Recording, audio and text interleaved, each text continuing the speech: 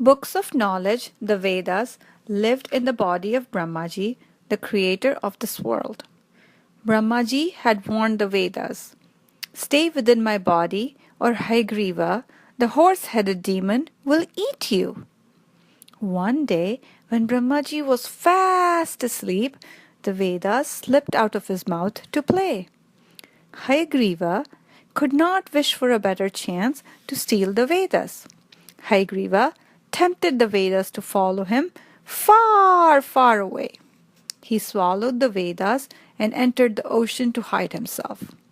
Lord Vishnu, Brahmaji's friend, knew Haigriva was very cruel and wanted to destroy the Vedas. If the Vedas were destroyed, knowledge would be destroyed, and there would be complete darkness. Knowledge had to be saved from the demon. So Lord Vishnu decided to take the form of a fish to save the Vedas. Satyavrata, a saintly king, was Lord Vishnu's devotee and performed the Surya Namaskar every day. One day, a tiny fish swam into his hands. Surprisingly, the fish could speak, and it said to the king, "I am a tiny fish. I fear being eaten up by the bigger fish. Please protect me." The king said, "Tiny one, do you know who I am? I am the king of this country. There is enough and more space in my palace for a small fish like you.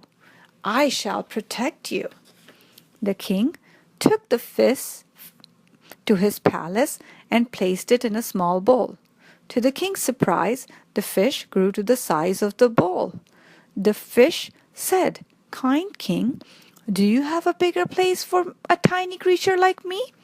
The king then put the fish in a tank and said, "Don't worry, little one. I have lots of space in my palace. You will be comfortable here." "I don't fit here any longer, dear king. Do you have a bigger place for me?"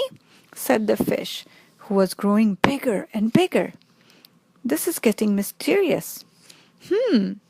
Maybe this pond will be big enough for you," said the king. More surprise was in store for the king. The fish just kept growing bigger and said, "I can't even take a turn. How do I swim here, O king? On the grass?" "This cannot be an ordinary fish," thought the king. King Satyavrata now knew in his heart, "This fish is none other than Lord Vishnu himself. All this while I thought I had a huge kingdom. Now I know it's not big enough for my almighty Lord." The king stood humbled. Pleased with his devotee, Lord Vishnu appeared, smiled and said, "King Satyavrata, you have the responsibility of saving all the creatures of the earth from destruction. On the 7th day from now, the earth will be submerged under water.